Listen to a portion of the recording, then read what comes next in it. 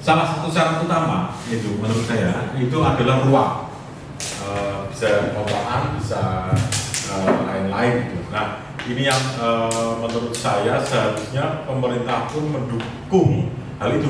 Minimal syarat utama itu ruang. Nah makanya kalau kami dikasih misalnya selalu mendorong ya pemerintah punya apa, punya ruang mana yang bisa mendukung para seniman ini bekerja kolektif, berkolektif. Nah, salah satunya harus TGS misalnya.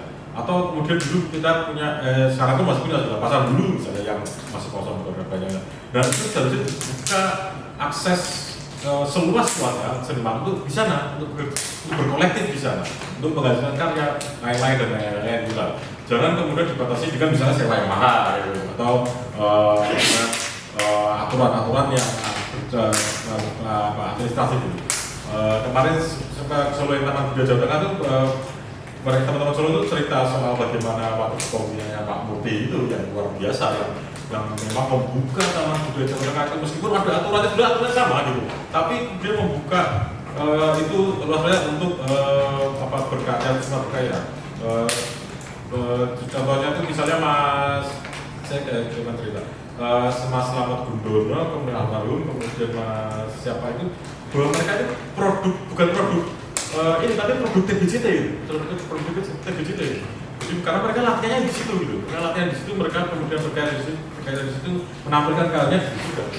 Mereka bangga dengan itu, waktu itu Murti gitu. Dan Semarang saya kira menarik gitu, dan itu sebenarnya bisa.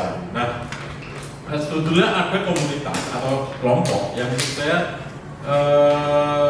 sebagai contoh baik dalam kerja kolektif berkesenian ini adalah para mesti. Ini salah satunya punya Pak Gunawan Effendi ini.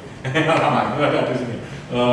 Para mesti ini mereka setahu saya ya memang kerja kolektif gitu. Jadi mereka tidak ada tokoh yang satu. Kalau historia menurut ada adil gitu. Orang-orang bicara historia itu ya adil gitu. Jadi bukan jawabnya Pak, ini punya masih belum kolektif ini sebetulnya kayak gitu. Jadi kalau kolektif itu setara gitu, setara. Nah, Mas itu setara waktu itu. Jadi ya ada Pak Gun, ada Mas Daniel yang sekarang ketua seumur hidup gitu. Kemudian ada Pak Mas Indra Dut yang almarhum, kemudian ada Dedi yang lehan, kemudian tujuh lain-lain gitu. Ada Mas Cipto yang berusaha berkat tapi sekarang dosen UNES gitu, dan lain-lainnya. Mereka sama dan mereka punya ruang di kampus Joglo UNES dulu, sekarang sudah hilang. Kemudian kita kan bicara acara rutinnya mereka punya malam berbologel, membahas apapun soal kehidupan kan, dari mulai soal Jawa, budaya Jawa, mulai kemudian soal sampai yang kontemporer gitu ya, yang kontemporer. Kemudian berkarya mereka punya wayang dongeng yang sudah sampai mana-mana gitu. Nah sayangnya kemudian memang ruangnya hilang. Ketika ruang hilang, para mes ini kemudian juga limbung gitu. Jadi terus mereka kebingungan cari gimana, sempat mau ke kampung itu tapi juga nggak bisa berkarya. Akhirnya ya sekarang hilang gitu. Nah ini yang seharusnya jangan, menurut saya ya jangan dibiarkan ya, ketika sudah ada ini yang memang betul-betul itu dukung lah, pemerintah mendukung.